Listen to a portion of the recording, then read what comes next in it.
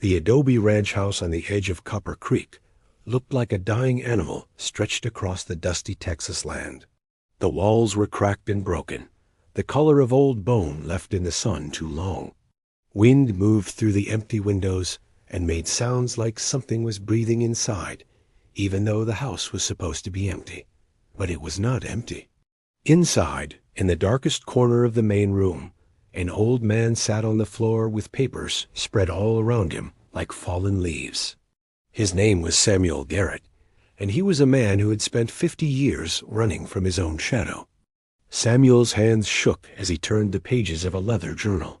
Each page was filled with his own handwriting, small and careful, documenting things he had never wanted to remember.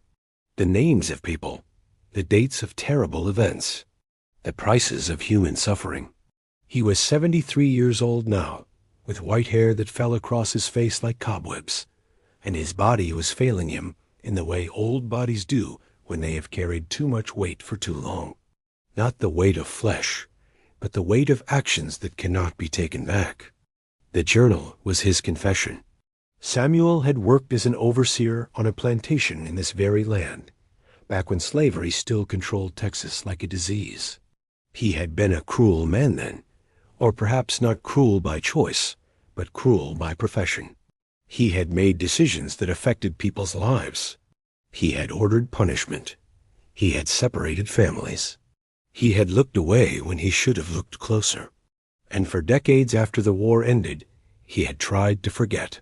He moved from place to place, built this ranch far from any town, and lived as quietly as a ghost in a house that seemed to belong to nobody. But the land had not let him forget. The wild horses that roamed his property seemed to carry memories of their own. These were not normal horses. They were descendants of valuable breeding stock from the old plantation days, animals that had escaped during the chaos after the war ended. For more than 15 years, they had lived wild and free on this stretch of desert, growing stronger and more beautiful with each passing season. Samuel watched them almost every day. He could not explain why he watched them so carefully, why he felt drawn to them like a person drawn to their own grave. The lead mare was the most beautiful. She was dark, almost black, with a coat that shimmered like water when the sun hit it just right. Her eyes were intelligent and alert, always watching, always aware of danger. There was something in the way she moved that reminded Samuel of people he had known, people who refused to be broken no matter what was done to them. He had written about her many times in his journal. On some pages, he had filled entire paragraphs describing how she ran, how she protected the younger horses, how she seemed to understand things that other animals did not. One particular entry, written 3 months earlier, showed how deeply his mind was disturbed. He had written, "Today I watched the dark mare lead the herd away from the eastern pasture. She moved as though she was guiding spirits, not animals. I remember a woman named Catherine who worked the plantation fields. She had eyes like that mare. Catherine died in childbirth because the overseer would not stop making her work. I ordered him to stop once, but not loudly enough, not with enough courage. The mare reminds me that some things cannot be forgotten, no matter how far away a man runs." Samuel's son, Marcus, had no idea what his father had been thinking when he finally came home. Marcus was 35 years old, a man who had left the ranch 15 years ago to find his own life in a different place. He had worked as a carpenter in San Antonio, built homes for families, created things that were clean and new. He wanted nothing to do with his father's ranch or his father's past. But then Samuel had written to him, a single letter that said, "Come home. There is something you need to see. There is something I need to tell you before I die." When Marcus arrived at the ranch, he found his father declining rapidly. Samuel was thin now, almost skeletal, with skin like paper. He spent most of his time in bed, staring at the ceiling as if seeing something invisible to everyone else. The first thing he did was give Marcus the journal. He pressed it into his son's hands with desperate strength and said only, "Read it. Understand what I did." Understand what the land remembers. Marcus read the journal through the night. Each page was like a wound opening. His father had documented everything, the names of people whose lives had been controlled by his decisions, the specific cruelties that had happened, the moments when he could have done more but chose not to. Marcus felt anger rising in him like a storm. This man, this father he barely knew, had been part of a system that destroyed people. And the worst part was that the journal showed his father knew exactly what he had done. He was not ignorant. He had made choices knowing they were wrong. But then Marcus read the later entries, the ones his father had written in recent years. The tone changed. Samuel was not trying to excuse himself or explain his actions away. Instead, he was trying to understand the wild horses. He was trying to find meaning in them. The final entry, dated just 2 weeks earlier, read, "The mare came near the fence today. She looked at me, and for a moment I thought she could see into my soul. Perhaps that is what ghosts look like. Perhaps they do not wear sheets or make terrible sounds. Perhaps they look like horses, beautiful and wild, and they run across the land, reminding us that some spirits cannot be contained. When these horses run, they run with the strength of those I failed. They are the living proof that some things will always resist being broken." Marcus stood at the window of that broken adobe house and looked out at the desert. In the distance, he could see the dark mare. She was standing alone on a ridge, her body silhouetted against the sunset. Marcus understood something in that moment that his father had been trying to express. The horses were not just animals. They were witnesses. They were the living memory of suffering that had taken place on this land. And somehow, his father had understood that asking for their forgiveness or the forgiveness of those they represented was impossible. All he could do was acknowledge what had been done and live with the weight of it. Marcus made a decision right then. He would not run from this land or this history like his father had tried to do. Instead, he would face it. He would stay. And he would find a way to make things different, to transform this place of pain into something better. Marcus walked out to the desert each morning before the sun became too hot to breathe. He did not know why he did this. He could not explain the pull that drew him away from the ranch house and toward the wild horses. He only knew that he needed to understand them, to be near them, to find some kind of answer in their presence. The horses did not trust him at first. When he approached, they would scatter like water, breaking apart, running in different directions until there were only clouds of dust on the horizon. But Marcus was patient in a way he had never been patient before in his life.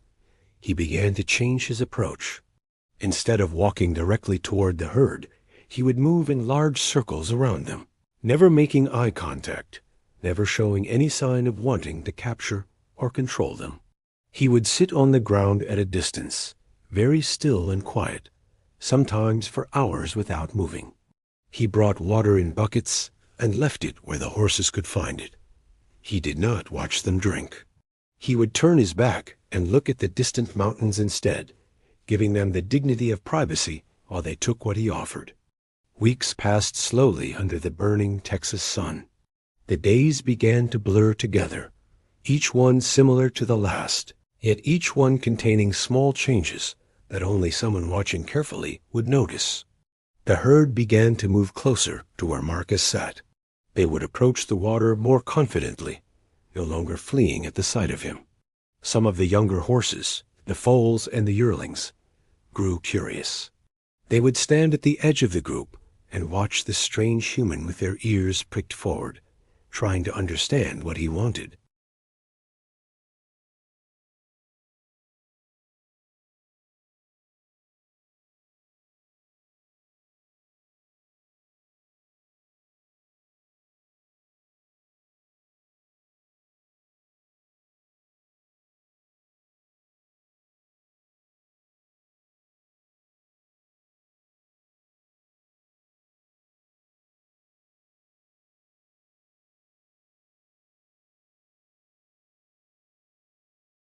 Marcus did not move. He barely breathed. He understood that this was a moment of great importance, a moment that could be broken by even the smallest wrong action. The dark Murray lowered her head slightly and sniffed the air near his shoulder. He could smell her then, a wild and honest smell of grass and dust and something ancient. In that moment, Marcus felt something shift inside himself, something that had been locked away since his childhood. He felt seen. He felt understood by a creature that had no reason to understand him, and that understanding felt like mercy.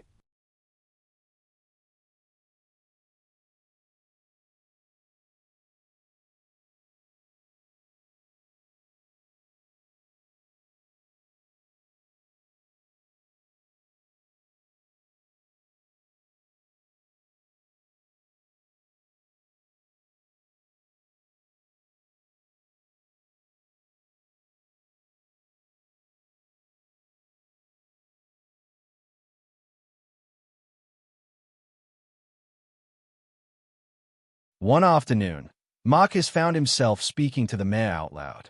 He had not planned to do this. The words simply came out of his mouth like water from a broken dam. He told her about his father. He told her about the journal and the terrible things written on those pages. He told her about the people whose names were recorded there, people who had suffered because of decisions his father made. He told her about his own shame, about the way he felt responsible for his father's actions even though he had not committed them himself. But it was always the dark The Murray mayor that listened Marcus with the felt kind of closest attention to. that made He Marcus began to believe think she of her truly as more understood than just a every horse. word. She did She not seemed judge to him. understand She his did not moods. turn away in disgust. On the days when Marcus She was heavy simply with stood sadness there, about his father, present and when the real weight and of alive, Samuel's confession accepting his pain as pressed down on something him like a natural, stone, something that the all Murray would creatures stand carried in beside their own him ways. and rest her head Marcus near his realized shoulder. then that this was On what the his days father had when been Marcus trying felt to anger explain in the rising in journal. his chest, The horses were anger not at his harboring father for the vengeance things or he had anger done about the past. and the life he They had were lived, simply living, the Murray simply would lead him on continuing to long walks exist across the and desert, move and breathe and be moving at a beautiful in steady spite pace of that everything seemed to that had drain the tried to anger diminish them. away They were until not there was broken nothing by left history. but They had been exhaustion shaped and by a it. kind of empty Yes, peace. but they had not allowed it to destroy them. He began to call the dark mare by a name. Reckoning. It meant many things to him. It meant acknowledgement of the past. It meant facing what had happened without trying to escape. It meant an accounting, a settling of debts, a moment of truth. It meant that some things cannot be ignored or forgotten, but must be looked directly in the eye. Reckoning and Marcus became inseparable. He moved his sleeping place outdoors, building a simple shelter near where the horses grazed. His father, watching from the ranch house window, saw his son becoming something different, something closer to the earth and to honesty than any human he had known before. And Samuel understood that perhaps, just perhaps, redemption might be possible after all. The monsoon rains came early that year, unexpected and violent. The sky turned black in the middle of the afternoon, and the wind began to move across the desert like something alive and angry. Marcus was out near the far pasture when the storm approached. He could see it coming from miles away, a wall of darkness and rain moving toward him with terrible speed. He knew he should run for shelter, should get back to the house where it was safe and dry. But he was worried about the horses. Reckoning and the herd were scattered across the open land, grazing near a dry wash that could become deadly when heavy rains came. Marcus had learned enough about desert storms to know that the water would come fast and furious, turning that empty wash into a river that could sweep animals away and kill them. He began to run toward the herd, shouting their names, trying to get them to move toward higher ground. The first drops of rain began to fall, heavy and cold, striking his face like small stones. The wind knocked him sideways as he ran. Behind him, the sky was becoming a green-gray color that meant danger and destruction. Marcus could hear the sound of the storm now, a roaring sound like 1,000 voices screaming at once. The horses were beginning to panic. He could see them moving in confused directions, not understanding where to go, sensing the danger but not knowing how to escape it. It was Reckoning who changed everything. The dark mare suddenly reared up on her hind legs, her body stretched tall and powerful against the darkening sky. She let out a sound that was not quite a neigh and not quite a scream, something between a warning and a command. And then she began to run, not away from the danger but toward the ridge that rose to the north, away from the wash and the threat of flash flooding. Marcus watched, amazed, as the entire herd began to follow Reckoning. The younger horses, the foals and yearlings, stayed close to their mothers. The older horses moved with purpose and speed. Reckoning was leading them exactly where they needed to go, to the high ground where the rain could not trap them. She moved with such certainty, such knowledge, that Marcus understood she had done this before. This was not the first storm she had survived. Her intelligence and her memory were keeping the herd alive. Marcus ran after them, struggling against the wind and the rain that was falling harder now, almost like a wall of water coming from the sky. His boots slipped in the mud forming on the ground. His clothes were soaked through, heavy and cold against his skin. But he kept running because he needed to reach Reckoning, needed to reach the herd, needed to help them survive what was coming. He made it to the ridge just as the real force of the storm hit. The rain was so heavy he could barely see more than a few feet in front of his face. The wind tried to push him backward, tried to knock him down the slope. He found himself among the horses, their warm bodies pressed close together, creating a living shelter against the elements. Reckoning stood in the center of the group, alert and watchful, her dark coat already soaked and streaming with water. The storm lasted for 3 hours, though it felt much longer. Marcus huddled among the horses, feeling their warmth, listening to the thunder crack overhead like the world breaking apart. He was terrified, but the horses seemed to calm him. Their breathing was steady. Their presence was solid and real. And Reckoning, even in the middle of the storm, seemed aware of Marcus, seemed to know that this human was part of the herd now, part of the family that needed protection. When the storm finally passed, the sky began to clear slowly. The rain became lighter and then stopped. The wind died down to a gentle breeze. Marcus stood up, his body stiff and aching, his clothes still dripping with water. He looked out at the desert and saw the damage the storm had caused. The wash where the horses had been grazing earlier was now a rushing river of brown water, carrying rocks and branches and debris. If the herd had not moved when Reckoning commanded them to move, they would all be dead. He looked at Reckoning, and the mare looked back at him with an expression he had never seen in an animal before. It seemed like understanding. It seemed like something deeper than animal instinct. It seemed like knowledge that they had shared something important together, that they had faced danger as a team and survived. Over the following weeks, Marcus found that the storm had changed something between him and the herd. They trusted him completely now. He could walk among them without fear of them scattering. He could touch their necks and their faces. He could feel their breath and know that they accepted his presence as natural and safe. The younger horses began to follow him around the pasture like he was one of their own, nipping playfully at his clothes and his hat. But it was more than just physical trust. Marcus began to understand that the horses had intelligence that most people never recognized. Reckoning could predict weather changes by the way the wind moved and the way the light changed in the sky. She could find water in places where it seemed impossible that water could exist. She could communicate with the other horses through sounds and body movements that were subtle but clear. She was not just an animal following instinct. She was a thinking being, a leader, a protector of a family. One evening, as the sun was setting and painting the sky in shades of gold and red, Marcus sat near Reckoning and began to understand something his father had written about. Samuel had sensed something special in the dark mare, something that went beyond normal animal behavior. He had written that she seemed to carry wisdom and understanding. And Marcus realized now that his father was right. Reckoning was special in a way that could not be explained by breeding or training. She was special because she had survived, because she had led others to survival, because she had refused to be broken by the harsh world she lived in. Marcus reached out slowly and placed his hand on Reckoning's neck. The mare did not pull away. She stood there, patient and calm, while Marcus felt the warmth of her body beneath his palm and understood that he had found something precious. He had found not just a horse, but a connection to something true and good. He had found proof that loyalty and love and understanding existed in the world, even in places where cruelty and suffering had tried to destroy everything beautiful. That night, Marcus sat beside Reckoning as the stars came out, and he felt more at peace than he had ever felt in his entire life. The drought came without warning, like a thief that sneaks into your home while you are sleeping. It started slowly at first, so slowly that people almost did not notice. The rain simply stopped coming. Week after week passed without a single drop of water falling from the sky. The grass that covered the land began to turn brown and brittle. The streams that usually ran with clear cold water began to shrink and then disappear entirely. Animals grew thin and weak. Crops died in the fields before they could be harvested. By the middle of summer, the drought had become a disaster that touched every person in the territory. The ranchers who lived near Copper Creek began to panic. Their cattle were dying.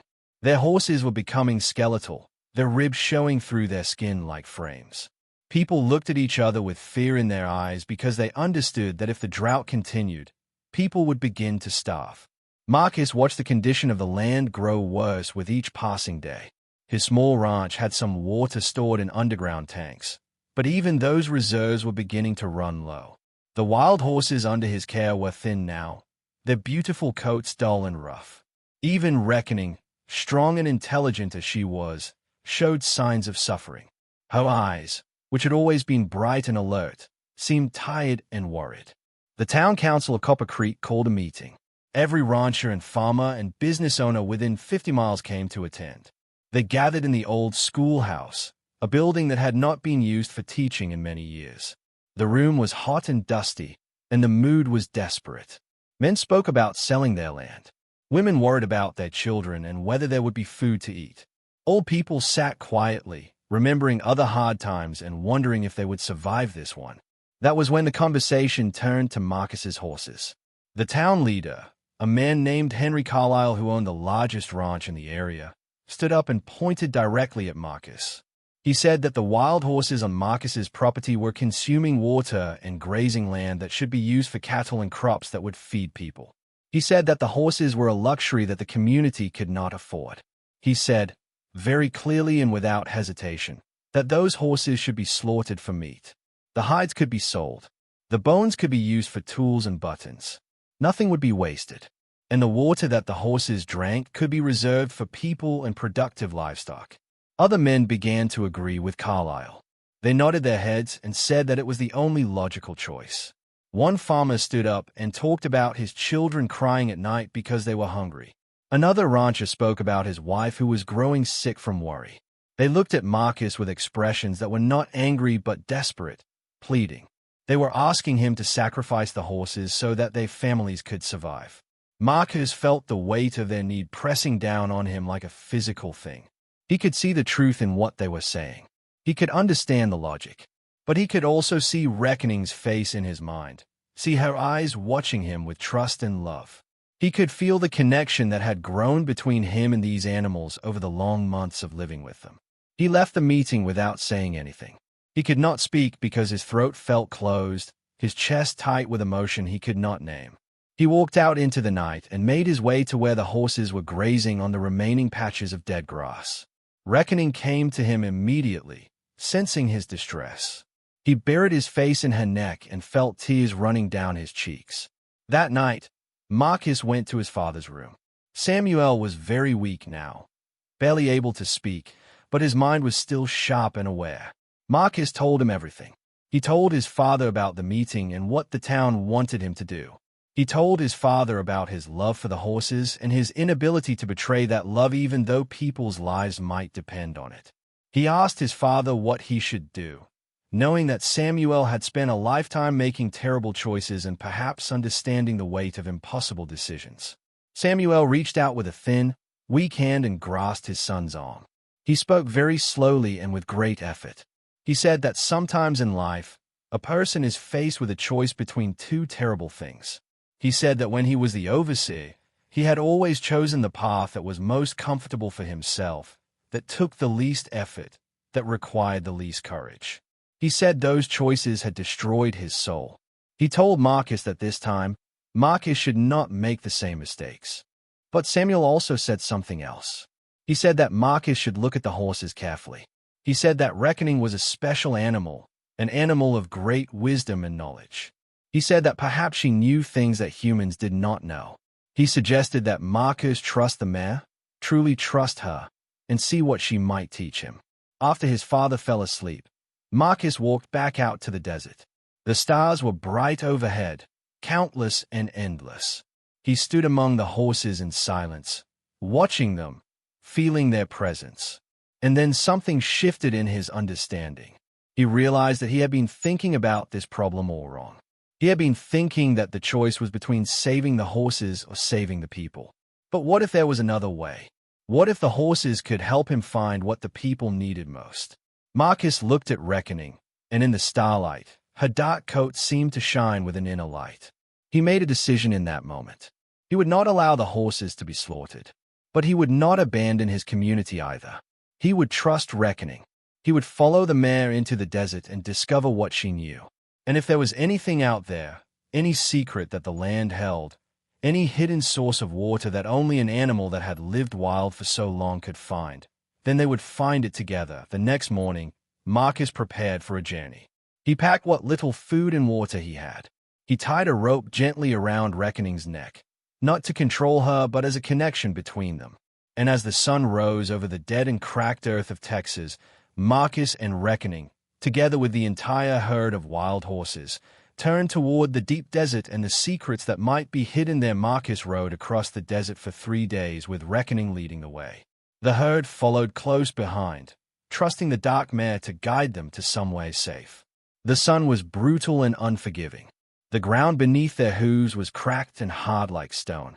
There was no sign of water anywhere, no green plants, no birds singing, nothing but the endless wasteland stretching in every direction. On the first night, Marcus began to doubt his decision.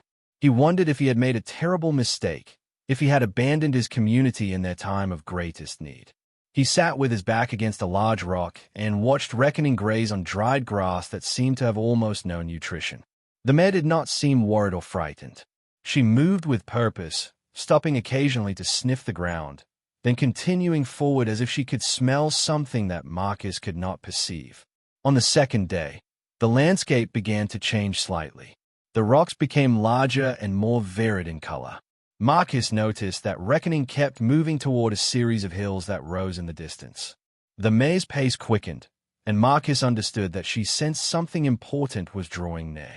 The younger horses began to move faster as well, following their leader with complete faith and trust. It was late afternoon on the third day when they reached the hills. The landscape here was different from anything Marcus had seen in the surrounding desert.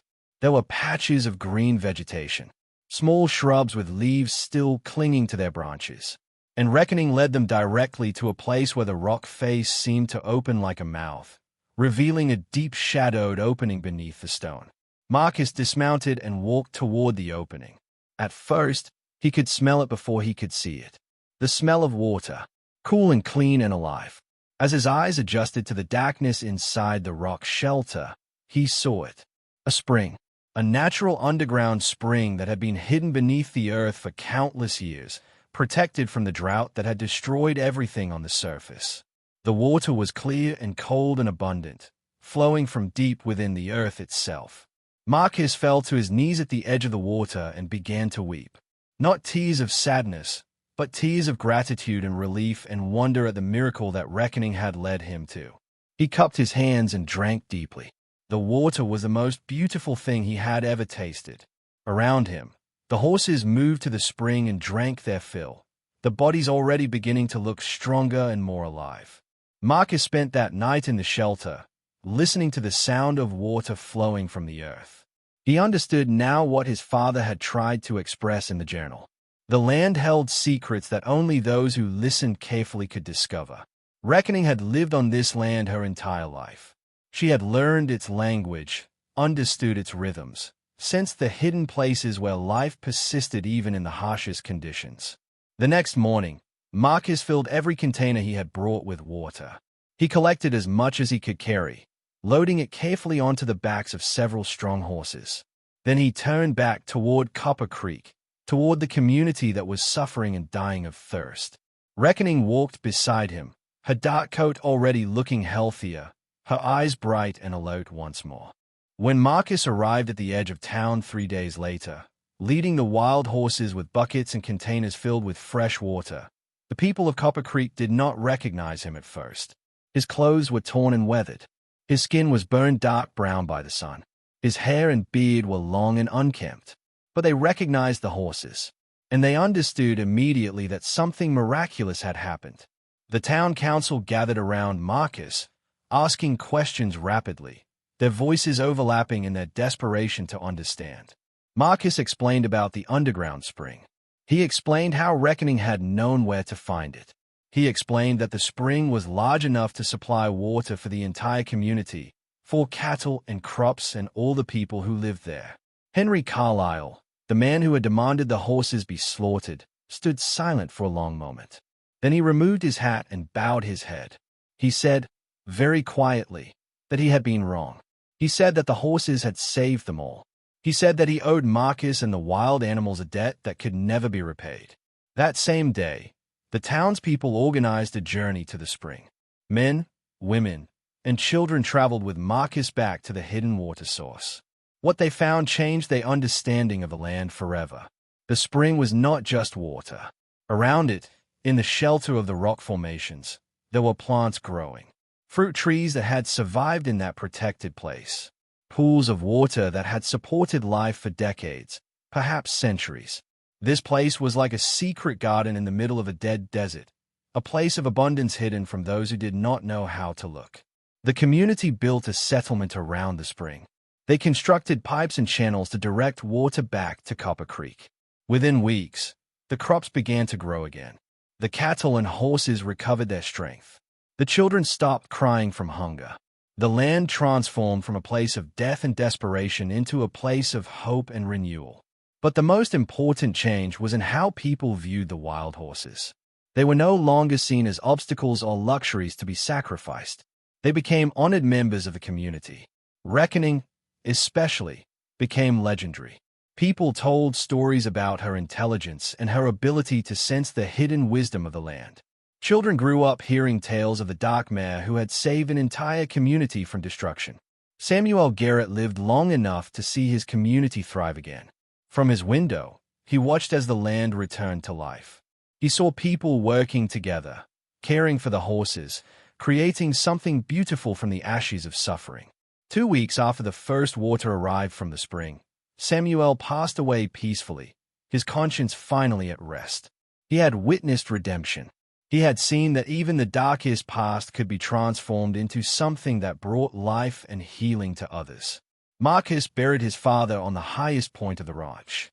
Before covering the grave with earth, he placed Samuel's journal inside a stone can.